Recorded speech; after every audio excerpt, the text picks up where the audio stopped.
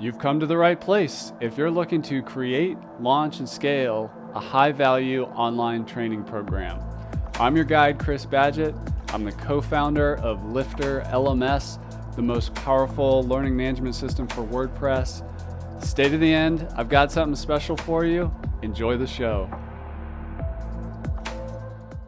Hello and welcome back to another episode of LMS Cast. My name's Chris Badgett and I'm joined by a repeat special guest, one of my favorite LifterLMS customers. His name is Ziv Raviv. He has many projects. You can find him at dailycookie.co. First, welcome to the show, Ziv. Hey, Chris. Hello, everyone. Whole LMS Cast nation. And it's just great to be here again. You're one of my favorite people. Whenever I sense in somebody like a sense of doubt, like, can I do this? Will anybody buy my course? I like to bring up your story and keep in mind for the listener and the watcher out there, Ziv is a serial entrepreneur. He has lots of projects and he's super passionate. And he gets a lot done. He has one project called Balloon Artist College, which teaches kid entertainers basically the entrepreneur niche of becoming a balloon artist as a job, as a career, start your own business as a balloon artist, which is a micro niche. By the way, Ziv's podcast, Micro Niche Mastery, like I said, he's a serial entrepreneur. Go listen to that. There's some great interviews on that. I listened to every one of your episodes.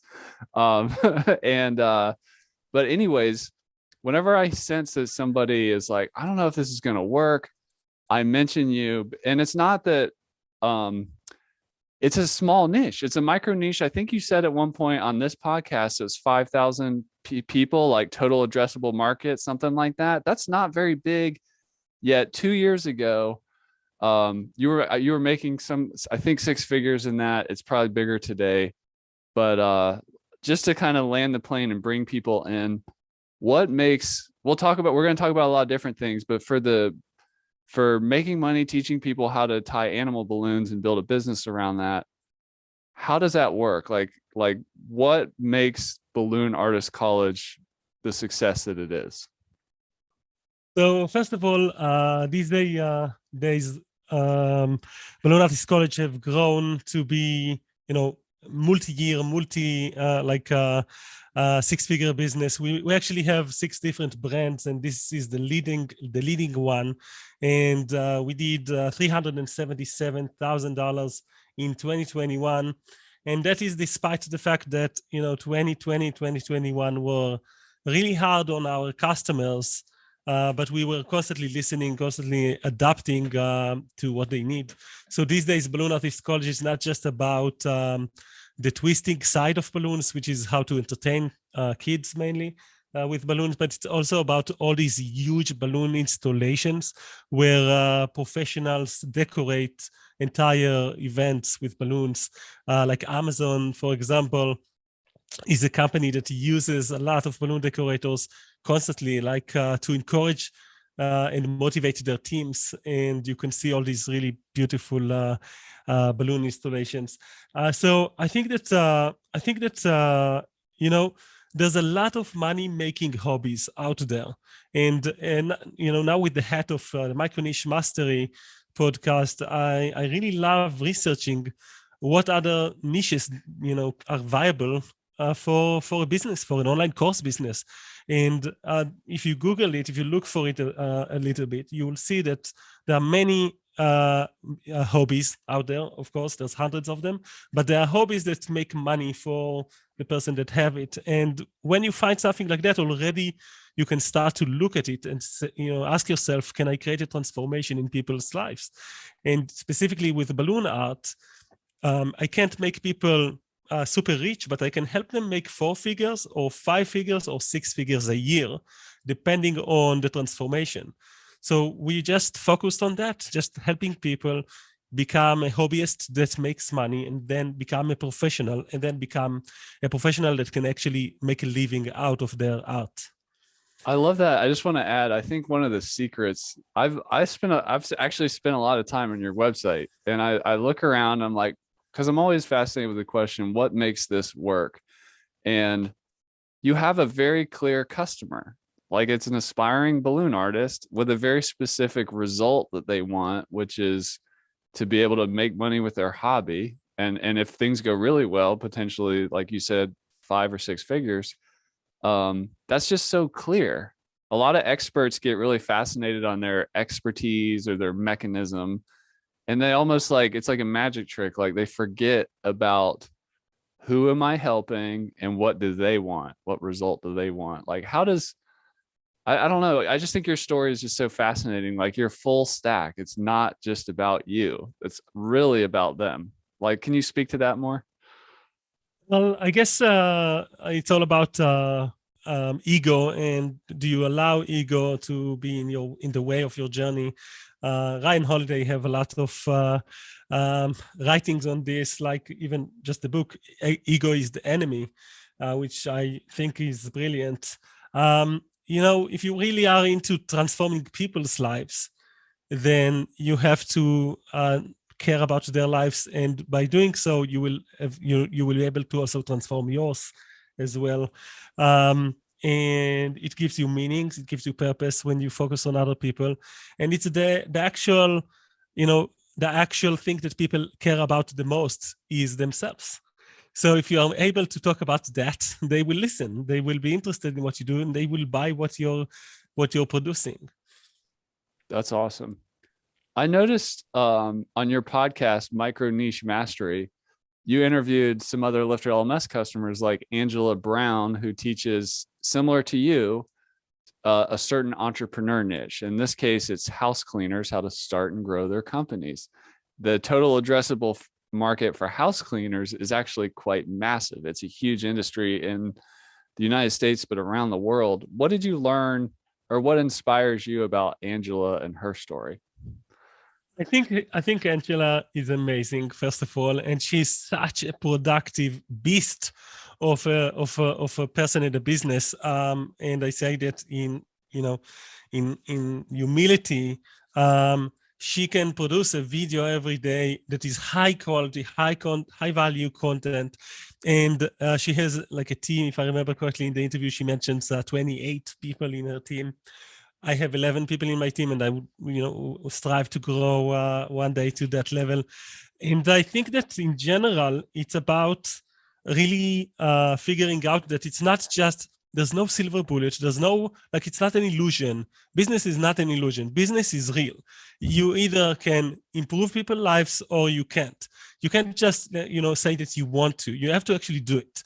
And she does. She actually certifies people. She actually gives them information that will make them better business people as cleaner businesses, or better cleaner people as solopreneur that makes money. And there's like she just chose to own her abilities to understand this niche well and to revolutionize it. Really, there's no one that does it like her, which is possible because she was so focused on that.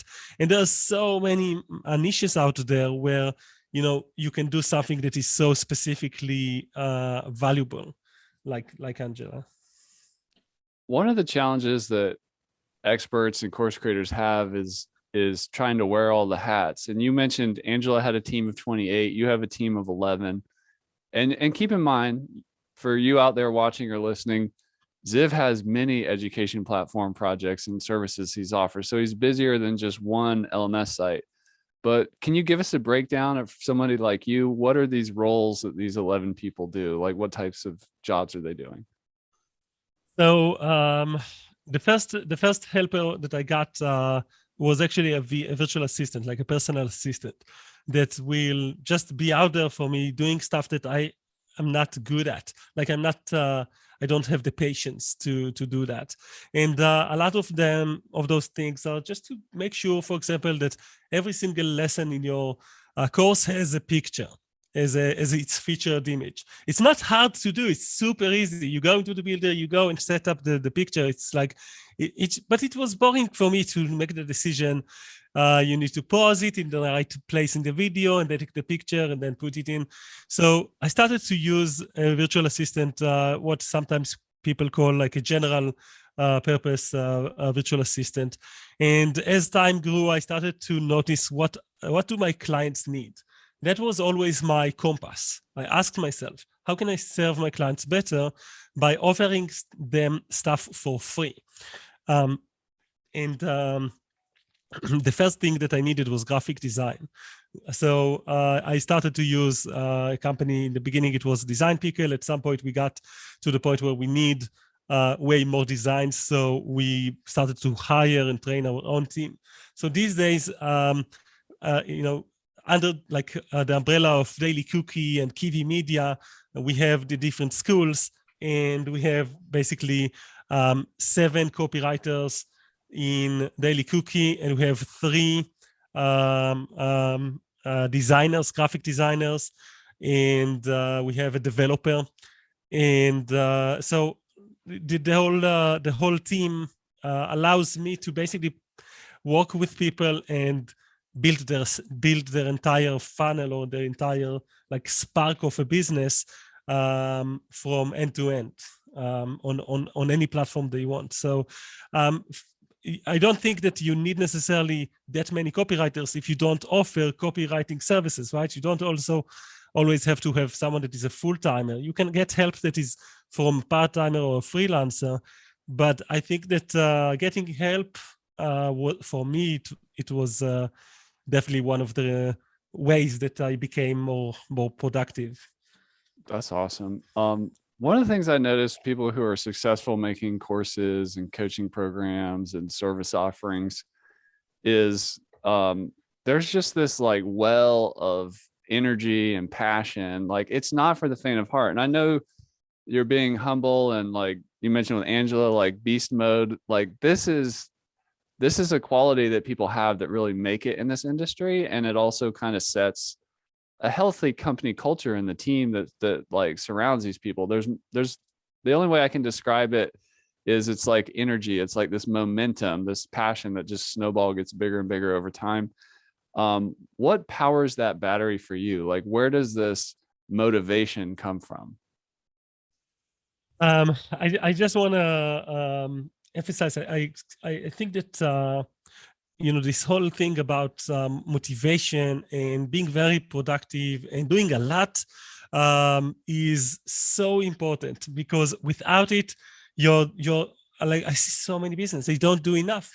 They don't put in enough hours into just doing the marketing. They don't put in enough hours into building stuff, into actually providing value. They lock themselves into a cage of a one course or a one trick pony type of a deal. And you can't really listen well enough, I call it listen harder, to your clients if your interaction with them is so limited to your first course that you ever created. Sure, you have to start somewhere. Yes, I started with one course too, but then, and I relaunched it twice, and then I figured out I have to be way more prolific. These days, we actually have over 300 online courses offered through our platforms, all on the top of LifterLMS that serves these very easily for us. So for me personally, it comes from clarity. I know my motivation is based on very, very deep roots of knowing what are my family needs, what are my own aspirations on helping making this world a prettier place, one business at a time. And I believe in the power of business, and I believe that businesses can actually help make this world a better place. And it's really a matter of clarity to be that motivated. But there's one more thing about motivation that people a lot of time forget, because they think it's just like this inner thing. It's not. It's a constant daily struggle of keeping the fire. Make sure the fire is burning with great energy, and that means that every time you get stuck in your life and in your business, that fire is going to start to diminish and start to get smaller and smaller. And at some point, you can actually burn out. That's like you don't have any more power. But you need to constantly balance things out in your life so that your energy will grow back and will be strong. That's why, your family, the support you get from your wife, all of these things, the way you exercise, the way you eat, they all determine your ability to do this long form and like run this marathon called business. You said it's not for the faint of heart. I concur. It's really hard. It's objectively hard. And just to give you a quick example about how hard it is these days, I do about 14 to 21 coaching sessions a day. 21 coaching sessions a day means that I start at 6:30 a.m. and I wrap up at about midnight. And in between, I have a few, built-in breaks to meet with my family. And some of those coaching sessions are 30 minutes long. Some of them are 2 hours long. So it can be a very long day. And the context switching and remembering every single business owner that you work with can be something like that you need to be skillful at, and there are ways to do that. But the bottom line is that for 6 days a week, I do a lot. I help a lot of people, and I constantly hear their struggles, and I know how to help them because they told me what they need, and I figured it out. I just wanted to be there for them with every single one of my clients. So it's just it's really is hard to get bigger results in business. Definitely, when it comes to 6 figures, you need to be willing to work hard. Let's talk about the difference between courses and coaching, just from a beginner's mind standpoint. What goes in a course and how do you approach coaching? And like, what, maybe tell a story of the types of, like, how do you help people on a coaching call differently than in course content? So first of all, I want to say that if you're a coach and you don't also offer online courses for your coaching clients, I think you're missing the mark, because online courses are a great educational tool that you can use to support your client without being there. And so the main differentiator, I think, is what is the perfect tool to create the transformation for the client. Sometimes the most efficient tool is just done with you type of an experience. So meeting the client, listening to their goals, breaking it down for them, taking them, like meeting them where they are, helping them realize how to overcome their hurdles. All of that is very, very efficient in getting results. And we all know that sometimes online courses are hard to finish by yourself if there's no like extra jab of accountability, which can be created with a Facebook group or with other tools. But accountability is key. And when you're going to meet your coach or a group coaching setting, those things really help you get a bigger transformation. So from my standpoint, it's about whether the transformation is hard to do without the coaching. And if it is very hard, then I would prefer offering coaching as well. And also depends on the money that you can make out of like the transformation. So if the course will basically not make you a lot of money, then you will not be able to really, it will not make sense to offer coaching on that transformation specifically, because people will not pay 4 figures plus to get the same transformation they can get from a course. So I think that my guidelines are whether how hard is it to actually create the transformation, and if it's too hard, then provide coaching with it, and how valuable it is, the transformation in people's life. And again, if it's very valuable, offer coaching, because that will create the accountability that sometimes many people need in order to get results. I love that. Let's say we have an expert that's somewhat new to the online business world, and and maybe they're a little bit new to instructional design and packaging ideas and expertise into usable courses or coaching programs. But looking at courses specifically, what would your advice be if somebody's kind of weighing the decision of, I'm going to create like this signature program course that's really big and has a lot of stuff in it, or I'm going to do a membership with a bunch of mini courses and I'm just going to start and trickle those out and kind of create more of a recurring revenue membership option that who knows how big it's going to get? Is there a place for both, or is one doing better than the other? What do you think? There's definitely a place for both, and I think it's a little bit of like my bias was towards my tendency was toward mini courses and many of them and membership sites, because I believe in the relationship that it creates when you have a membership offering. But some of my higher end coaching programs, which comes with a course, they are like the same program, and I just run it 3 times a year. So I understand both of these, and I do both of them because I believe that the client, the avatar itself, my audience, my clients, some of them are not willing to go through the full transformation. And because they are so specific, they are my tribe. They're like 3,000 people. I know them by their names. I know their families. I remember names of kids, not of all of them, of course, but some of them. I want to meet them where they are.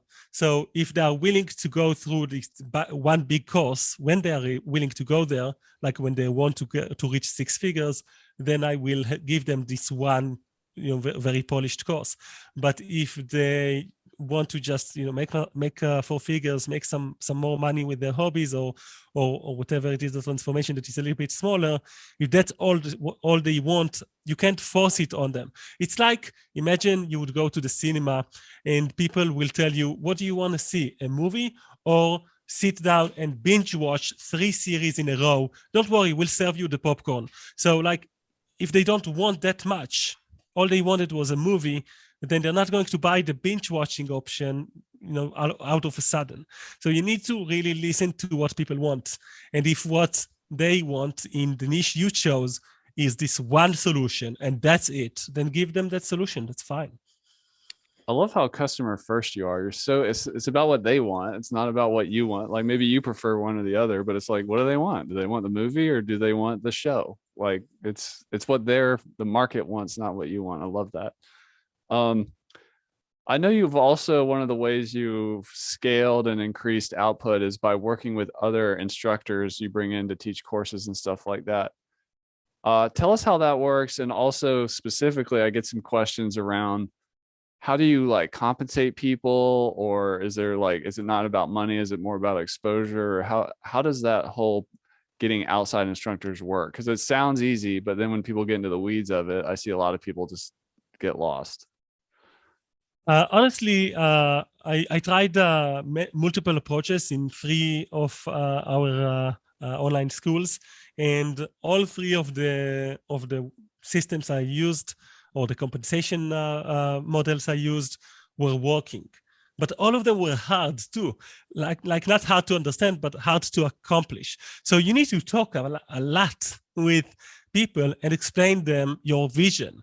But I got away with so many crazy ideas business-wise that could not be possible if it wasn't for the fact that I had the patience and the firm belief that what I'm doing is actually fair and it's for the benefit of the customer.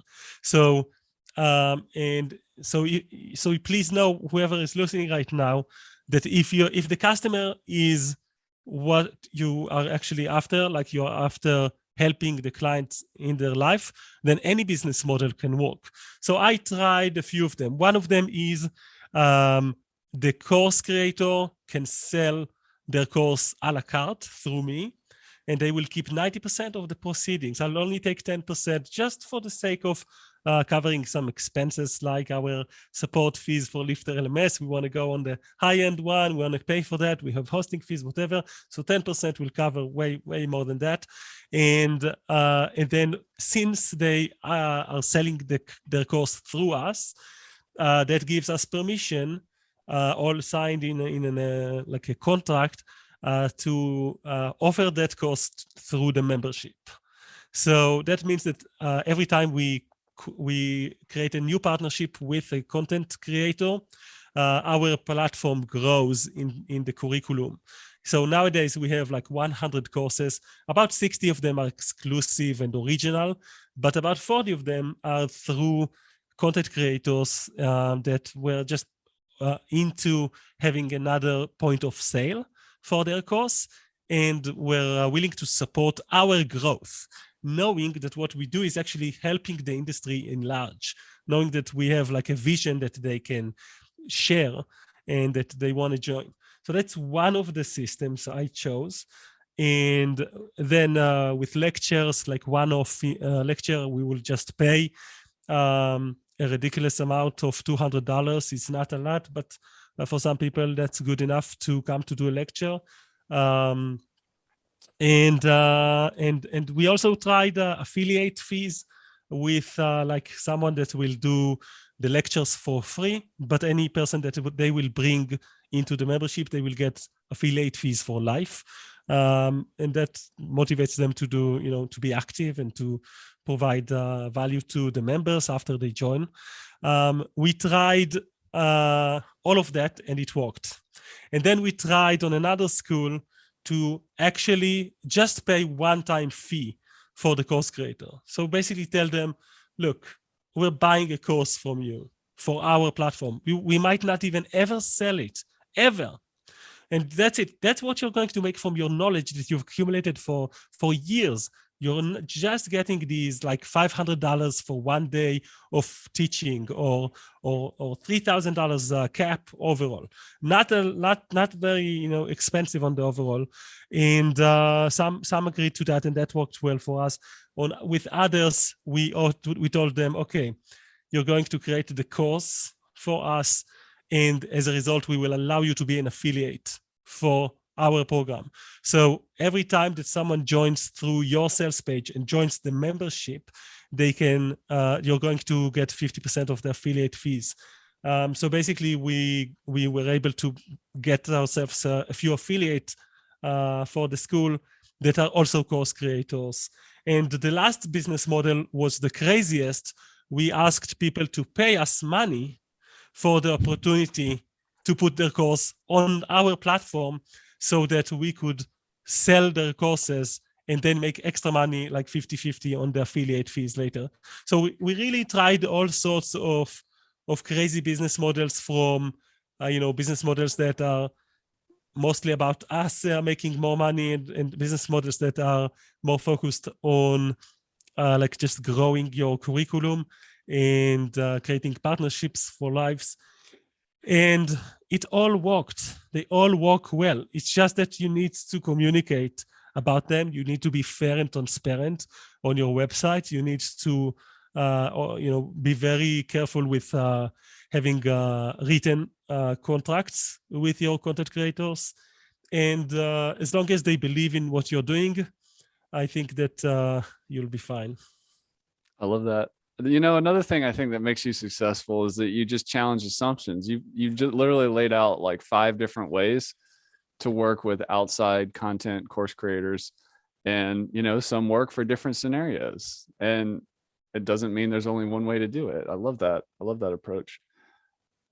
What other productivity advice do you have? How can I just see a lot of overwhelm in the space, and or people feel like the course or the membership side or the coaching business is just moving really slow, especially on the start, or maybe they get a little bit of traction and now they want to scale.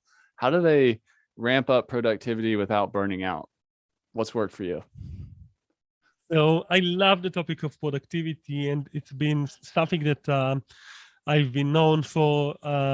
Some people tell me, hey, it looks like you have 26 hours a day. And I usually say like, I'm still working on the 27th hour. And once I get that extra hour, then I will be really happy about it. So you need to know that productivity is not about doing something in a perfect way. It's not. In fact, that's one of the enemies of productivity. You need to be willing to do things and do them well. And actually, you need to be able to say no to a lot of things, like a lot. And you need to be able to keep the thorn in, I call it. So like being willing to stay in pain because there's something else way more important. So it's about prioritization a lot of times. And you have to understand the pillars of productivity first in order to become better in like more productive. Because actually, yes, there are all these little tips like, and I have a lot of these little tips. I use a tool called Lightshot to take pictures, and then the graphic designers understand exactly what I mean because I draw all these arrows, and there are different tools for that. And I use awesome screenshots to give feedback to my developer on the entire page in one picture, and it saves me a lot of time. And I use Loom to record explanation videos for my team, and that helps me. And so I use a lot of other tools like Trello or like Zoom, but all these tools are like blind typing. So if you blind type, you can type really fast and without looking. It's great. It's really good. But if what you're writing is not really, taking you anywhere, then it doesn't really matter. So it's not the tools. It's actually three things, three pillars that makes you a really productive person, even if you didn't learn blind typing or you don't have, a team yet or stuff like that. And those three things are clarity, planning, and optimizing. Clarity, planning, and optimizing. And each of them is huge in making sure that you will actually be able to be productive. So I'll start with clarity and give you a few ideas, because basically clarity is all about understanding what are your goals.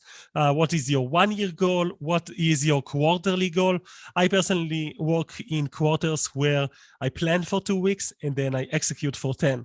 And then I repeat the process again and again. So from my standpoint, it's the 10 weeks clarity, because I know that I'm going to plan for planning and give myself permission to plan for 2 weeks and rest. So your 1 year goal, your 10 weeks goal, your long-term goals, like 3 years from now, 5 years from now, if you really dream big, what would that look like? Some people use a vision board for that. And also a very important key in clarity is goals alignment. So look at the list of your goals and ask yourself, like, between these two, which one of them would you be willing to remove and will still be happy about your list of goals? And keep on doing it until you really cannot remove anything. And then, ask yourself, is one goal is coming on the exchange of another? And what does that mean? Because when you don't have goal alignment, then clarity will not help you, basically going into two different opposite directions potentially. So you need to know your business. You need to know what is your why. Why are you doing what you're doing? You need to know who is it for, like to really understand what are you trying to achieve for the people that you love, and even your audience. If you don't understand your audience, if you don't have clarity around who are you serving, then you don't have clarity. Then the productivity will sunk by definition, because you just will not be able to do the planning and you will not be able to do the optimization. So that's my point about clarity. I love that.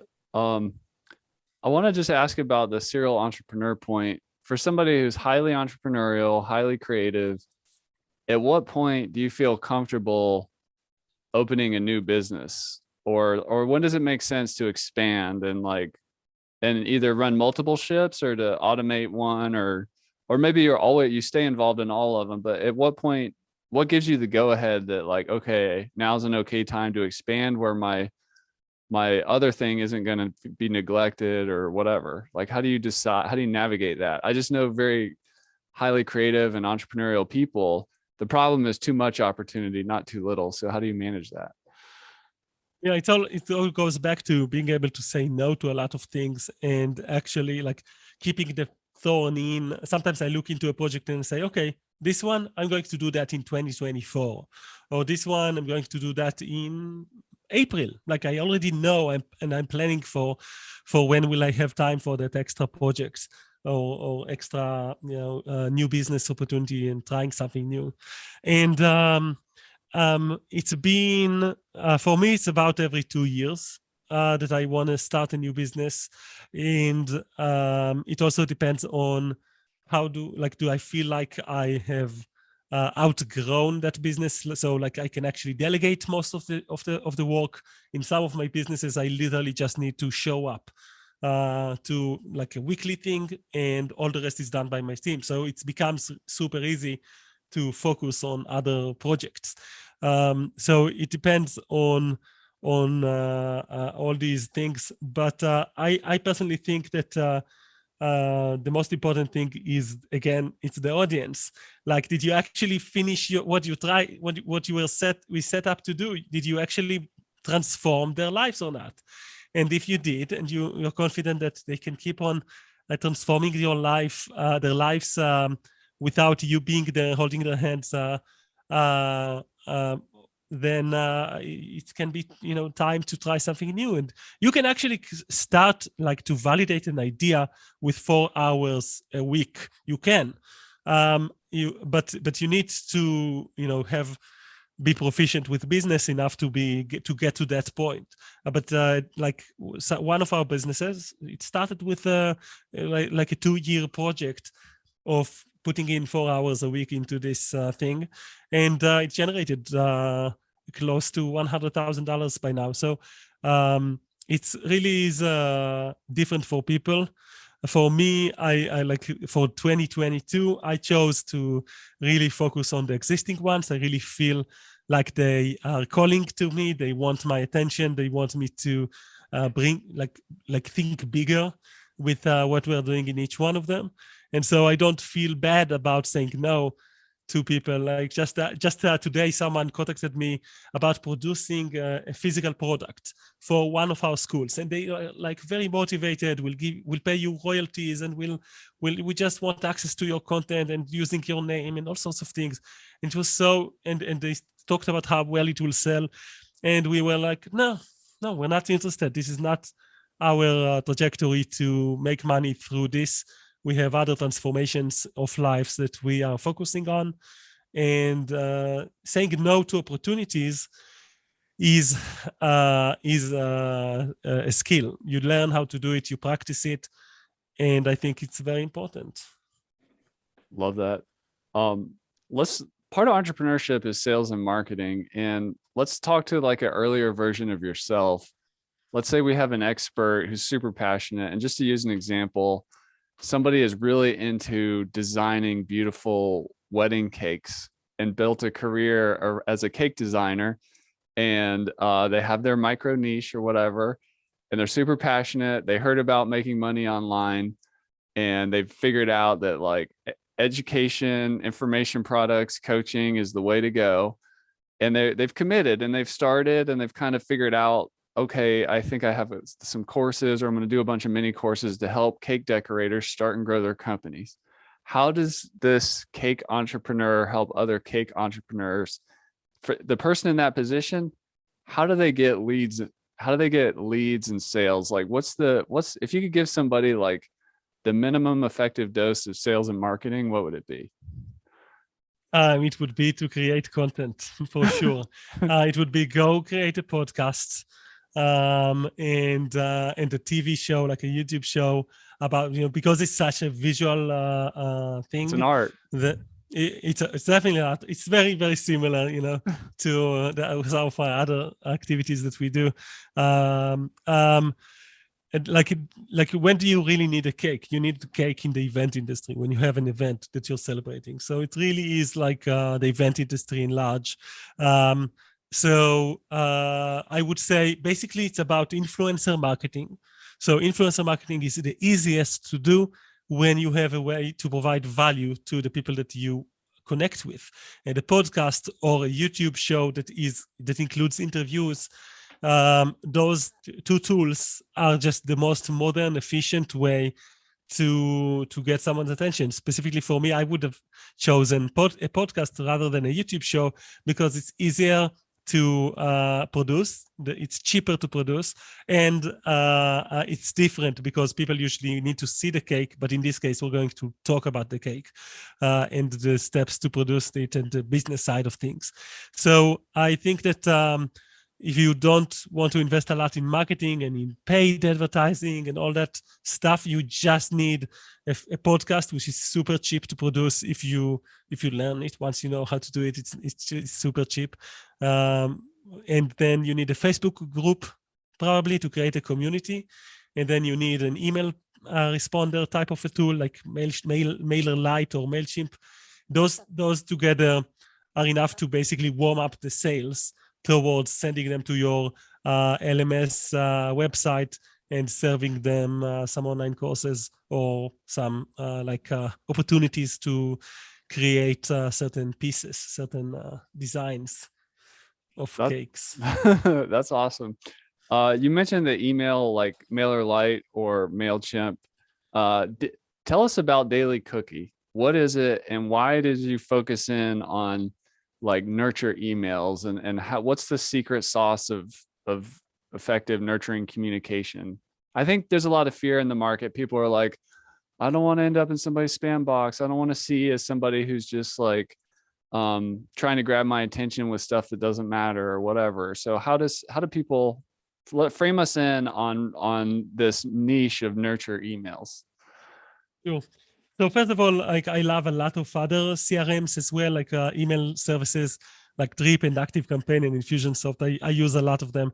I just mentioned a few that were cheap, so that like the cake person could start in an affordable way. We live in a world, when you're listening to this right now, there's a lot of people in every platform, right? There's a lot of YouTube channels, millions of them. There's like 2 million podcasts, blogs. It's just ridiculous amount of you can't count them. It's like 1 trillion or something. So you're competing against all of that. And if you want to be noticed, you have to do a lot and you have to be specific and you have to be good at what you do. Well, the same thing actually applies to email marketing. There are a lot of people sending way more emails than you. And that means that if you're sending one email a month, right, a lot of newsletters are being served by businesses only once a month, then you're going to be ignored because you're one out of like 200 emails a day times 30 or times 20.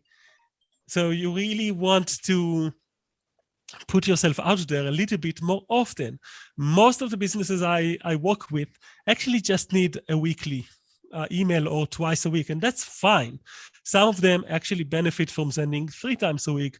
If you are an online course creator, I think you should send about 3 to 5 emails a week, because and we send about 7 to 10 because if you get to a week where you also have a webinar, a mastermind group, like and a few nurturing emails, then there's just a lot to send. And when you are sending that many people, actually, you're a part of their day-to-day life. You're integrated into their life, and that's a very powerful thing to be in. If you actually care about their journeys and helping them, then there's a lot of healthy, nourishing stuff in those daily emails. So nurturing emails, from my standpoint, is the one missing piece in marketing, which is an opportunity for daily generosity. It's the cheapest way to be generous with your tribe on a day-to-day manner. Like Angela, she's generous with a video, but she actually has to come up with the idea by planning and then putting herself in front of a camera and then having someone to record, to take the video and edit that and then put all the thumbnails by graphic designer and then do all the captions. All of this process has is expensive and has a lot of footprint in this world. A lot of people need to eat in order for this to happen. And sending an email can be very, very cost effective. It's practically free. Like it's so cheap to produce. And yet it's like the one thing that we check the first thing when we wake up. We check our phones and we look at it. And people make decisions according to emails. They make buying decisions, businesses and buyers both have been surveyed by HubSpot and other great platforms, and they show that around 80% of the buying decisions start from an email. Like 80% of the people are willing to say that an email made them buy. So I want to be generous because I'm going to sell a lot, and I'm going to offer all sorts of options to transform your lives in exchange for money. And if I do that, then I need to make sure that we are in a good relationship where it's not just me. So you asked what are the keys of a nurture sequence that actually makes sense. I talked about the pace, but the key is to actually make it work in the actual level of the content of what do you plan to talk about and what do you actually write. I don't improvise. I actually plan this. I put it into a spreadsheet and I choose, the order, and I make sure that it makes sense, that I don't talk too much about me. So the key is there's actually 4 keys. You need to talk about yourself. So look at us. And when you say, look at us, you want to diversify. Sometimes it's, look at us, we got a testimonial. Look at us, we have a new product. Look at us, our owner did this when they were 3. Like, so you want to diversify, but the energy is, look at me. The second thing you want to do is you're going to say, look at them. Now, you are working inside an ecosystem. No matter what industry you're in, there are other people that are doing great job. So acknowledge that, appreciate them. It doesn't have to be a competitor. It can be, but doesn't have to be. There's enough people out there who are doing something a little bit different that they can be worthy of your attention as the guru or as the thought leader or as the eternal student or as the business owner. No matter how you define yourself, show people, other people, and by the way, that's what we do in a party. I call it the reunion party method. The reunion party method. Like if you go to a reunion party, you don't only talk about yourself. You will suddenly say something like, "Hey, remember that guy? And remember that band when they came to town? And it was when they came to town, it was so cool." So that's the second key. And the third key is that content rules. Content rules. So you better talk about your content, and we better be prolific with content as much as you can, and that will allow you to be diversified with that bit in your content plan. And the last type of email that we plan in Daily Cookie and we send to all of our lists is going deep. And going deep is about the hero's journey of the client. And it's about understanding that the client starts with a problem and wants to reach some sort of a desired state. And they go through these steps. In every story, this is true, and in every business decision, it is true. They don't want to solve the problem, and then they decide to try and solve the problem, and then they try a few options before they actually decide to make a decision to buy your stuff. And then they need to gain new skills so that they will be able to use what you gave them, and then they're going to transform their lives and come back to the original state, only better. So the hero's journey has a lot of steps in it, and those going deep emails, all they do is help you wherever you are in your own journey. And if you go to dailycookie.co/hero, you don't need to opt in or anything, just dailycookie.co/hero. We have all of the steps of the hero's journey mapped into email marketing terms so that you know what type of an email you will need to send. Is it a welcome sequence? Is it a webinar? Is it like a case study email? Whatever, all of it is outlined within the hero's journey infographic there. That's awesome. So that's at dailycookie.co/hero. Ziv also has a service there at Daily Cookie. If you want help with those emails, that's what they offer over at Daily Cookie. As we land the plane here, Ziv, I love talking to you. I could go much longer, but You wrote an incredible post that I really appreciated on Facebook a while ago. You were just celebrating your wins, which is awesome. To inspire the course creators out there, I believe this is a 5-year journey. So first year 110K, then 165K, then 277K, which we interviewed Ziv at that point a couple years ago. So go find that on YouTube or LMS Cast, full of all kinds of good information, different from what we had on today. Then 305K, and then 377K.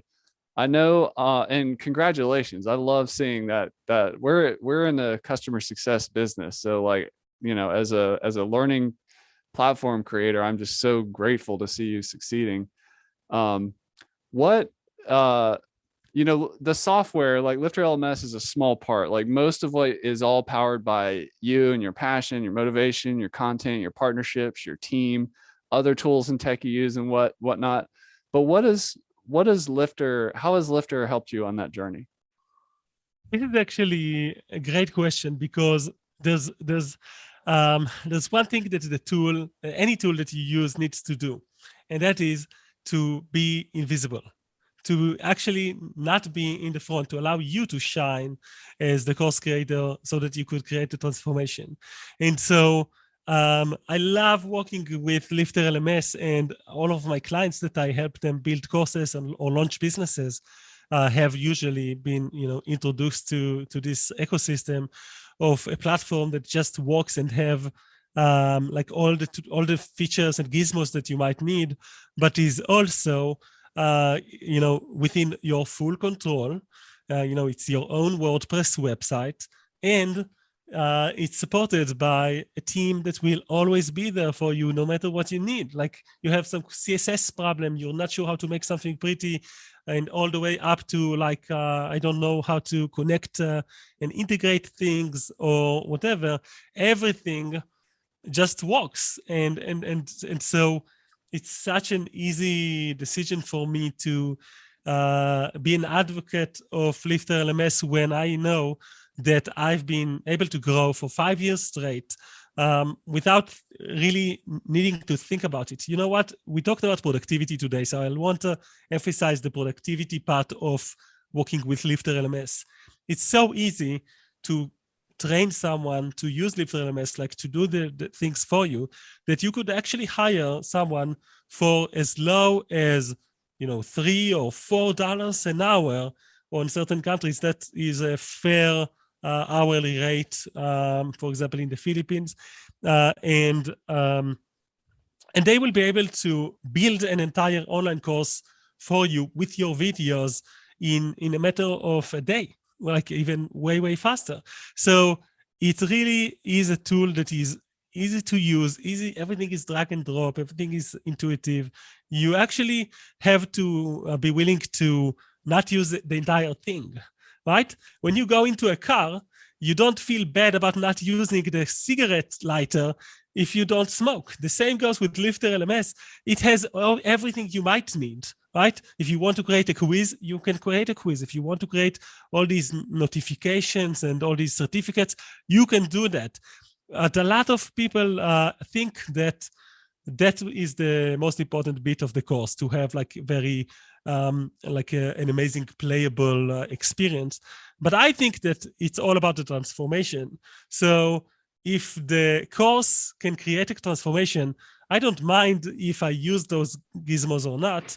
And sometimes I do, but I use it only if it is a key element to helping the client trust their new skills and actually see the transformation with their own eyes. So just to say thank you, Chris, for being just so passionate about listening to feedback and making sure that your team knows how important it is to provide amazing support, always smiling, always going the extra step. And I've tested other tools and I've tried other platforms, including my clients. Some of them, they insist on, okay, but I want to stay in Kajabi, I want to stay in Thinkific. There's nothing wrong with that. I will serve anyone, because it's not about the tool. It's about the transformation. So you can reach transformations and business growth with a lot of tools. For me personally, I think that it's the most useful, practical way to control your courses, to own them, to have that inside your platform. It's better for your mobile responsive experience. It's better for integrating it to whatever stack you're using. It's easy. It's a really real caring support, not of like this big team that doesn't actually look at you, but like of people that care. And yeah, these are just some of the reasons. I also like the fact that it's fairly priced and includes all these really sexy features like video control, automatic video control, and stuff like that can actually create a Netflix experience. And this is one of our technological aspirations for 2022, to create a more of a Netflix experience in some of our platforms. So knowing that there's a partner out there that will support you, that's really important. All right. I appreciate that, by the way. Thanks for that. One more question, I know we're going a little over here, is just on WordPress as a platform. So LifterLMS exists in the WordPress ecosystem, which means you have to have a WordPress website, which currently powers 43% of the internet. It's powered by WordPress. Why WordPress for you? Like I've been in this industry for so long. I've been in WordPress for over 14 years, I believe. So I'm like, really, like, I forgot what it's like to be at the beginning of being like, okay, where should I build my website? But why do you love WordPress and choose it for your learning platform as a foundation layer? So actually, to be fair, my background was in software development. And so when I chose back in the days to work with WordPress, I thought, hey, this is an open source solution, meaning a lot of developers are into it and the code is open. So if I have a problem, I can actually fix the code by myself. That was my train of thought. So you were already kind of a techie. You were already kind of, you knew your way around technology. Yes. And then I found out that you need to do some search engine optimization work in order to get, some better results and improve your website and stuff like that to get to generate traffic. And then I found that being too techy can be a disadvantage. So actually, I needed WordPress to kind of step up to a level like other platforms like Wix or Squarespace, where it's easy to move things around and easy to change a piece of text and easy to generate a lot of content fast. But WordPress have stepped up big time with themes like Divi, which is my personal favorite, and like Elementor, and like even Beaver Builder and stuff like that, like other builders, WP Bakery, all these other visual builders that are actually as good as like the Wix and Squarespaces of the world, or sometimes even better. And once the visual builders have matured to the level where you can generate a stunning website for both mobile and desktop and anything in between, that changed all of the score from my standpoint, and made WordPress the best. So WordPress websites often, because of that, because they're so flexible, so mobile friendly, and so easy to control, they often score better in search engine optimization type of campaigns. Like you see them first. Not always, you can win with any website, but often WordPress is easier for SEO. Often, if you need to get someone to go into your website and fix something, you could find a million WordPress developers out there. I'm probably downplaying it. There's probably just a lot of them, even more, and you could find them easily and affordably to go in and help you fix something if you need help. And a lot of the other platforms, you're dependent on the provider of the technology to support you. If the support is not that good, then you're going to have a problem. And I love how how flexible it is. I love how it's easy to add component. I love how it integrates to everything, anything that you can imagine. Someone already created a plugin and put it into WordPress. Like we generated as Kiwi Media, we generate like 4 different plugins. Some of them actually sit on top of LifterLMS and helps you like do this very, very specific scenario that we needed. To me, if you're not a tech savvy person, I would still recommend WordPress because of all the advantage of easy support, better user experience with the visual builders of today, and just the fact that you will probably use it more efficiently and grow your footprint that way. Because the bottom line is all about friction. If you have friction in creating content, you will create less content, and that will stop your ability to grow, like to exponentially grow eventually. So I think that if you are really good in your Wix website, then stay on Wix. There's nothing wrong with that. But a lot of our clients, like when I coach people, they will have a Squarespace site and a WordPress LifterLMS course, right? Yeah. So it's not like you have to have only one. We have over 80 online websites, like WordPress websites in our platforms. We don't have any Wix or Squarespace or any other type of website ourselves because we just love WordPress and managed to grow with it. So it's really is okay to use any tool, but WordPress has been amazing for us. That is awesome.